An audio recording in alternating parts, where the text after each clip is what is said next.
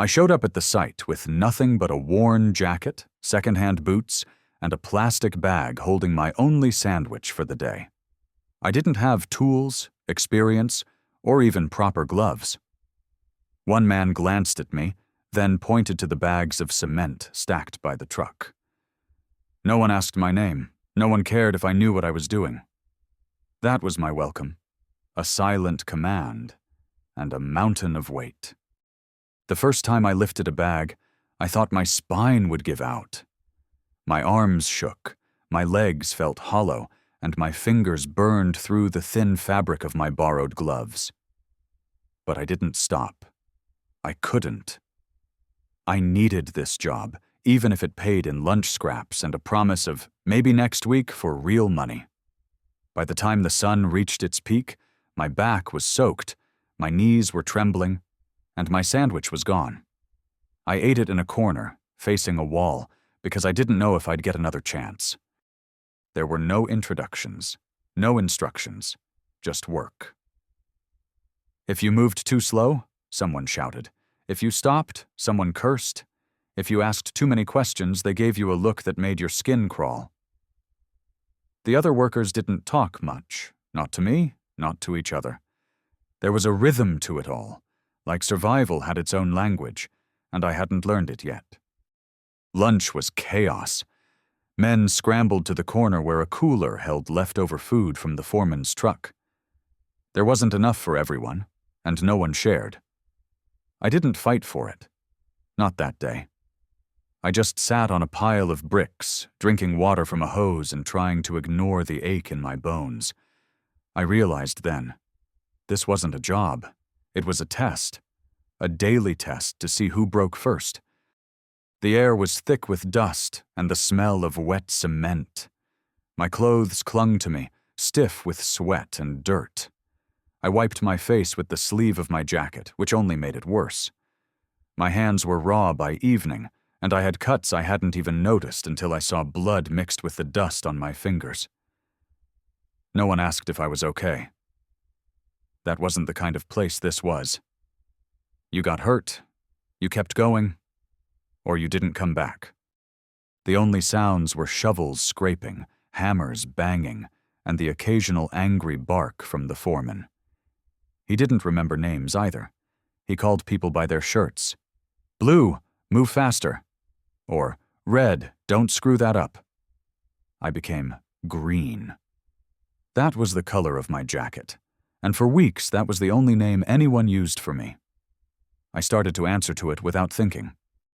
By the second day, my muscles screamed before I even arrived. But I came back. I came back because I had nowhere else to go.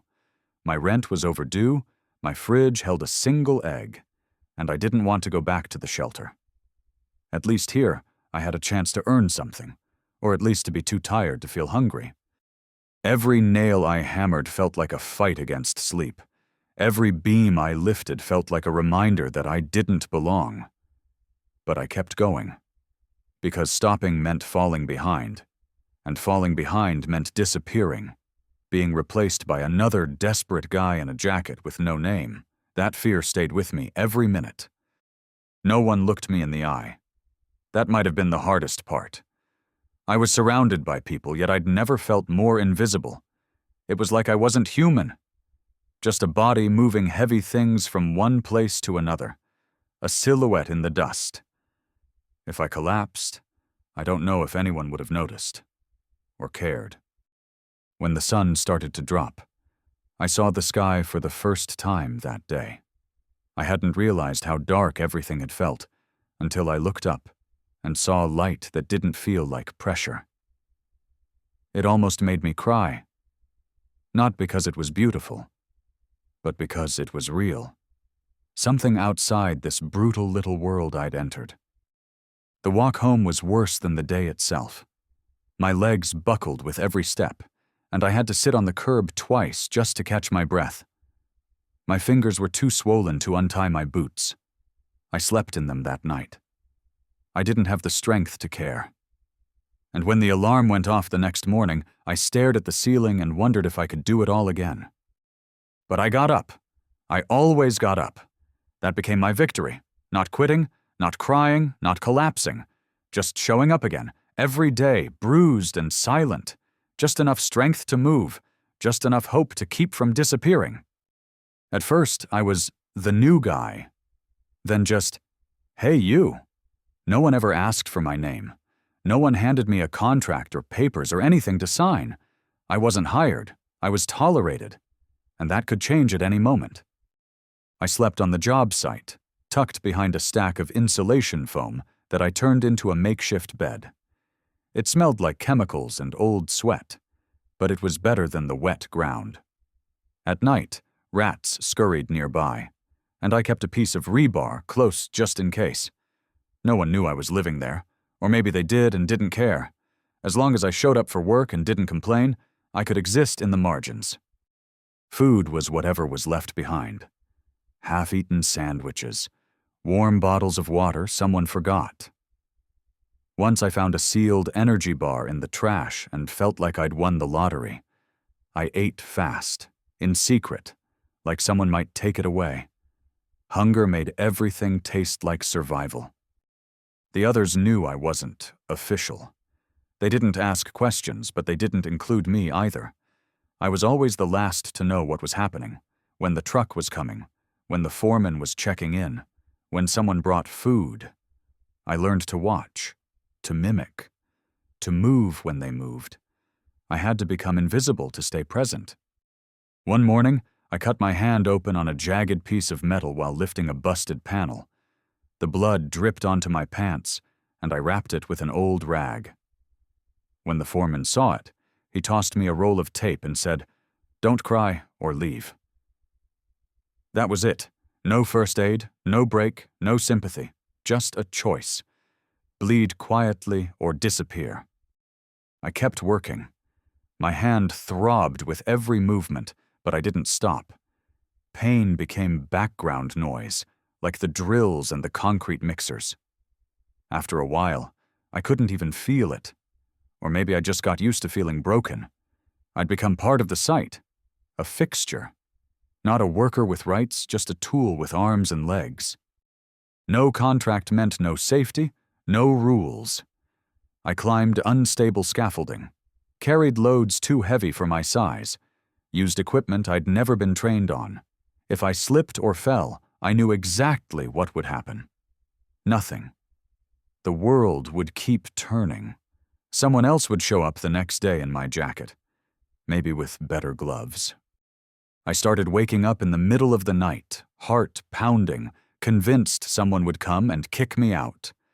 I dreamed of being told to leave in front of everyone, of being called useless, of not even being worth the leftover food. It sounds small, but that kind of fear eats at your ribs. Sometimes I overheard the others talking. They had homes, wives, even kids. They were tough, but they had roots. I had none, just a body and a need. And in that world, that was barely enough. Once, a delivery guy came to drop off new supplies. He looked me up and down and asked, "You even get paid?" I didn't answer. I just shrugged. He laughed, shook his head, and walked off. That laugh rang in my ears for days. There was no pride in what I did, just necessity. I wasn't building something. I was surviving inside someone else's structure. Bricks, steel, wires. They had more place here than I did. They belonged. I didn't. When it rained, I used plastic wrap from supply pallets to make a shelter. When it was cold, I worked faster just to feel heat in my muscles. When I got sick, I just swallowed it down and pushed through. There was no room for weakness, not when your presence was already a favor. I stopped thinking about tomorrow. There was no point. Tomorrow might mean another wound, another insult, another night on foam and dust. But it also meant one more meal, one more silent nod, one more day not erased. That became the goal.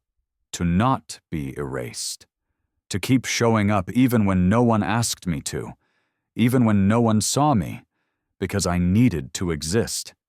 even if it was in the cracks of a place built by stronger men. My back started to ache halfway through the day. By lunchtime, my knees were stiff, my hands shaking. By night, my whole body pulsed with pain, a deep, constant throb that didn't wait for rest. But there was no rest. Not really. You didn't recover here. You just pushed through. Every morning, I rolled off my makeshift bed and had to stretch for 10 minutes before I could stand straight. My joints cracked like old wood. My muscles screamed, even before I lifted anything. But no one asked if I was okay. Pain was part of the job. If you didn't hurt, you weren't working hard enough.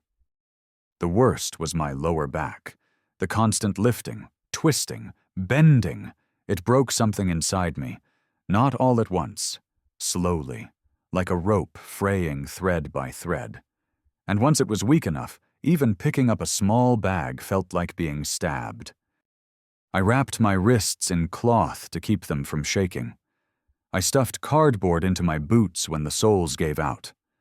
I iced my shoulders at night with frozen water bottles from the supply fridge, pretending it was enough. But deep down, I knew my body was giving out. One piece at a time. No one said anything. Everyone was hurting. The older guys wore knee braces and back belts, but they didn't talk about it. Pain was private. Weakness was dangerous. You learned to keep it hidden, like a secret that could get you kicked out. One day, a guy fell off the scaffolding. Just a short drop, maybe 6 feet. He didn't scream, just landed hard, rolled, and lay there. The others rushed over, lifted him by the arms, and carried him behind the tool shed. An hour later, someone else was on that platform, hammer in hand. No one spoke his name again. That's when it hit me. I wasn't a person here. I was a function, a task, a body that could move things. And when the body broke, the task moved on. It didn't matter if you were good or honest or desperate. It only mattered if you were available. I stopped hoping for breaks. Lunch wasn't a pause. It was a scramble. Eat fast. Sit if you're lucky. Stretch your hands, rub your knees, and get back up before someone noticed you took too long. Time was currency, and I was always in debt. Even breathing hurt sometimes. Dust filled the air. Cement powder coated my lungs. At night, I coughed so hard I saw stars. But the next morning I picked up the same shovel, the same bags, the same silence. Some guys brought painkillers, handed them out like candy. I took them once. My stomach burned for days. After that, I just gritted my teeth. Pain became background noise, a dull hum behind everything. I started judging days by how bad the aches were. If I could stand without groaning, it was a good day, but most days weren't good. I watched my hands swell, knuckles bruised and raw, my nails cracked, fingertips numb from vibration tools. One night, I pulled off my socks and saw blood where my skin had rubbed raw. I stared at it and laughed. Not because it was funny, but because it was mine. My proof, my silent badge. I began to dream about chairs, about soft pillows and warm water, about being still. Not forever, just for a moment, just long enough to feel human again. But that moment never came. Because here the body doesn't get better, it just breaks slower. He didn't look at me when he said it. The foreman just spit on the ground near my boots and muttered, "You're cheaper than the cement." Then he walked away like I wasn't standing there, like I wasn't even human. I felt something twist in my stomach. Anger, shame, something bitter and heavy. I could have said something, could have told him he had no right. But I didn't. Not because I agreed, but because I needed that day's work. One word, and they'd send me packing.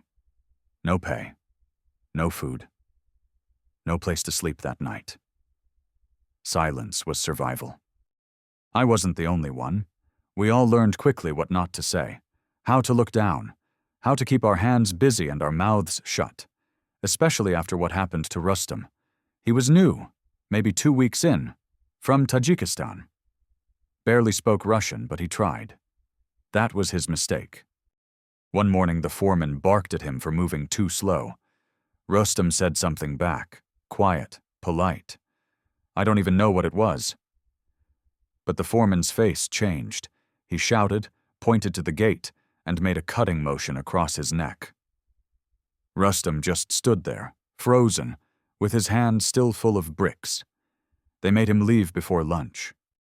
No one helped him pack. No one said goodbye. We all just watched, scared. After that, we understood. You weren't allowed dignity here. You were here to work. That was it. Talk back, and you disappeared. They laughed at us sometimes, called us names. Slaves, garbage, mice. I once heard 2 supervisors joking about how many of us could sleep in the storage shed. Stack 'em like drywall, one said. The other laughed so hard he dropped his cigarette. I didn't laugh. I just swept the ashes. There were moments when I wanted to scream, to stand up and say, I'm not trash, I'm not invisible. But I didn't, because I saw what happened to those who did. Pride was a luxury I couldn't afford. Every bruise on my back was a debt. Every insult, a toll I paid to stay. Even the way they handed out food felt like a test. Some guys got fresh bread, others just leftovers. No one asked why. You just took what you were given. Once, I asked if there was more soup. The kitchen guy looked me in the eyes and said, "Eat what's there, or starve." So I ate what was there. Cold, tasteless, and thick like cement. I remember one morning when I walked into the tool shed early, hoping to get gloves before the others. The foreman saw me and said, "Lost, janitor?" Then he laughed. Not because it was funny, but because he could. I smiled weakly, pretended not to care. But inside, it burned. It always burned. There were no apologies here, no respect, just orders and silence. If someone bumped into you, they didn't say sorry. They shoved harder next time. If you made a mistake, you weren't corrected. You were humiliated in front of everyone. That was how they kept control. Through fear, through shame. At night, I sometimes practiced phrases in my head. Comebacks, clever lines, things I'd say if I ever had the chance. But the next morning I'd button my shirt, tie my boots, and stay quiet. Because fantasy didn't pay for bread. Obedience did. And still, the worst part wasn't the insults. It was how normal they became, how numb I felt, how easy it was to start believing them. When they said I was worthless, something in me nodded. Like it was true, like I deserved it. That's what scared me the most, not their cruelty, but my silence. There were days when they handed me a wrinkled 100-ruble note like they were doing me a favor. Other days, it was a crust of stale bread and half a sausage. Once, nothing at all. "You're still new," they said. "You're working to prove yourself." And somehow I nodded, as if I agreed, as if my sweat needed validation. I remember one morning I showed up before sunrise, shivering in the cold. My stomach was empty, but I told myself, today they'll pay. By lunchtime, I had moved 20 sacks of gravel, scrubbed the concrete mixer clean with bare hands, and climbed 3 floors to hammer in beams. My back screamed, my hands bled. But I smiled when I saw the foreman walking toward me. He gave me a plastic bag. Inside was a dry roll and a single apple. No words, no thanks, just turned and walked away.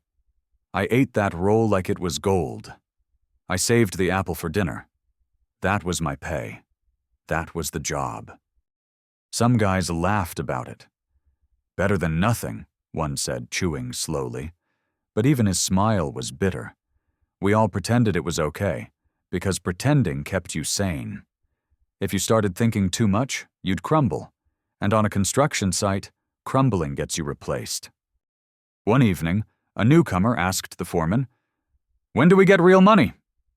The man spat out his cigarette and said, "When you stop whining like a child." That kid didn't come back the next day. I don't blame him. But I did come back, every day, even after weeks with no cash, because home was worse. At home, the lights were off. The fridge hummed, but it was empty. No noise, no warmth, just cracked walls and silence. So I returned to the site. Not for the money, there wasn't any, but for the chance at food, at noise, at something other than hopeless quiet. I began to time my hunger. Learn when to drink more water to kill the pangs. Learn how to stretch one meal over 2 days. Learn that hunger isn't sharp at first. It's slow, like a fog that wraps around your ribs. Then it sharpens. There were days when a single piece of bread felt like a miracle. You'd see guys trade cigarettes for eggs, old shoes for tea. One man had a sister who worked at a bakery. Every Friday he brought back leftovers, dry buns and cracked cookies. He was the richest man on site. You stopped measuring wealth in money. You started measuring it in meals, and how long you could go before begging for something extra. One time I asked the cook if there was any soup left. She looked me up and down and said, "Not for free." I gave her my gloves, ate in silence. The worst wasn't even the hunger. It was the begging, the shame of needing, of standing with your head low while someone decided whether you were worth feeding. It changes you, makes you smaller inside. Sometimes I lied to my mother on the phone, told her the job was fine, told her I was saving up. "Send pictures," she said. I never did. What could I show? My blistered hands? The floor I slept on? One night a guy collapsed by the cement bags. We thought he'd slipped, but he hadn't eaten in 2 days. He just fell. No warning. They poured water on his face and dragged him behind the scaffolding. 10 minutes later, someone else took his shovel. Like nothing happened. That's what it was like. You weren't a person. You were a tool, and tools don't get paid unless they're useful. Still, I kept showing up. Because I hoped that maybe today I'd get a little extra. Maybe someone would hand me coins instead of crusts. Maybe the foreman would nod and say, "Good job." He never did. But hope is stubborn. Hunger makes it worse. You don't quit when you're starving. You bargain. With your dignity, your strength, your silence. Food wasn't payment. It was control. It kept us crawling back. It made us grateful for crumbs. And somehow, even after all that, I still wanted more. Not money. Just respect. A name. A thank you. Anything to remind me I was more than just a body breaking for bread. The week had been brutal. No pay, barely any food, and the kind of tired that settles in your bones and refuses to leave. I was sitting on a pile of scrap wood during lunch, trying not to look at the other guys eating. My stomach hurt, but I was past hunger. I felt hollow, like I didn't exist. That's when Rustam walked over, one of the foremen from Uzbekistan, older, quiet, always busy. He held out a plastic container. "Eat," he said simply. "We all started this way." I looked up at him, confused. "It's okay," he nodded. "Just eat." Inside was warm plov, rice, meat, carrots, steam still rising. The smell alone almost broke me. I held the container in my hands like it was made of gold. Took one bite, then another, and suddenly I couldn't stop. It was the first real food I'd had all week. But that wasn't why I wanted to cry. It was because, in that moment, I felt like a person again. Rustam didn't ask for anything in return. He didn't expect thanks. He just sat down beside me and drank tea from his thermos, silent. That silence was the kindest thing of all. No pity, no lecture. Just quiet company in a place where no one saw you. I don't remember much from that day, what we built, what the weather was like. But I remember that plov, the weight of it in my hands, the way my fingers trembled as I ate, the way I kept wiping my eyes, pretending it was dust. No one looked, no one mocked. Maybe they'd all been there too. That night, I worked faster than usual, not because someone told me to, but because I wanted to, because someone had seen me, had given me something more than calories, respect, dignity, a reminder that we were human, even in this place. After that, I started noticing more. A guy who shared a piece of bread, another who offered gloves to a kid with torn ones, small things. But in a place built on silence and survival, small kindness felt like revolution. Rustam never brought it up again. He didn't need to. That single gesture echoed in me for weeks. It reminded me that we weren't machines. That sometimes, even in the worst conditions, there was space for decency, for brotherhood. I tried to return the favor once, gave half my biscuit to a new guy who looked just as lost as I had. He hesitated, then took it with both hands, eyes down. I saw myself in him, and for a second I felt strong. Not because I had something to give, but because I remembered I wasn't alone. We didn't talk much. Words were scarce, but sometimes a nod was enough. A shared cigarette, a place to sit. Those moments became a lifeline. In a world where most saw us as replaceable, those small acts made us feel real. It's strange how something so small can stay with you longer than the pain. I've forgotten the bruises, the burns, the endless noise, but not that one lunch. Not the feeling that I mattered, even just for 10 minutes. That container of plov didn't save my body, but it saved something deeper. The part of me that still believed I was worth saving. I didn't stay in construction. I left when I realized my body was breaking faster than I could earn anything worth saving. My back ached constantly, my knees cracked like old floorboards, and my fingers never fully healed from the cuts. One morning I looked at myself in a broken mirror near the site and saw someone who was 20 but looked 40. That was the day I walked away. No goodbyes, no last paycheck. Not that there was one coming. I just stopped showing up. No one called, no one asked. You don't get farewells in places like that. You just disappear, like a shadow that no longer falls on the scaffold. I drifted for a while after that, tried different jobs. Some just as hard, some a little kinder. But the sight never really left me. It clung to my spine, to the calluses in my palms, to the silence I'd learned to wear like armor. Some nights I'd wake up thinking I was back there. Cold floor, cement dust in my mouth, hunger in my chest. But I'm still here. I didn't become a builder. I didn't save money. I didn't rise through ranks. But I didn't break either.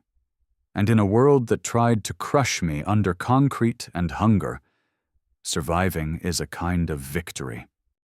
There are days now when I feel invisible again, when the world walks past me like I'm no one. But then I remember the scaffolding, the 12-hour days, the meals I skipped, the insults I swallowed, and I tell myself, I've endured worse. I've endured silence, cold, pain, and I'm still standing. I've met people who say they're strong because they've built businesses, won awards, made money. And maybe they are. But I measure strength differently. I think of the guy who kept working with a broken wrist, the one who gave away his last piece of bread, the one who smiled after being told he was worthless. That's strength. That's survival. People talk about success like it's shiny, a trophy, a car, a house. But I think success is sometimes just showing up the next morning, with bruises, with nothing in your pocket, with no hope, but still showing up. That kind of strength doesn't make headlines, but it builds something inside you, something no one can take. I don't wear that part of my life like shame anymore. I used to. I used to think it made me small, that sleeping on foam scraps and begging for food was a stain. But now I see it as proof that I bent but didn't break, that I hurt but didn't quit. Sometimes I tell people small pieces of that story, just fragments. Most can't imagine it. They think I'm exaggerating, or they get quiet, unsure how to respond. That's okay. I didn't survive it for applause. I survived it because I had to, because something in me refused to quit. And now when life gets heavy again, when money runs out, or I feel like a ghost in my own life, I go back in my mind to the dust, the hunger, the silence, and I say, I made it through that. I'll make it through this. I'm not proud of how low I was back then, but I'm proud I kept walking. Proud I didn't let it define me. And maybe, someday, when someone else feels like they're drowning, I'll tell them this. You can come back from it. You can still be standing. Because I am.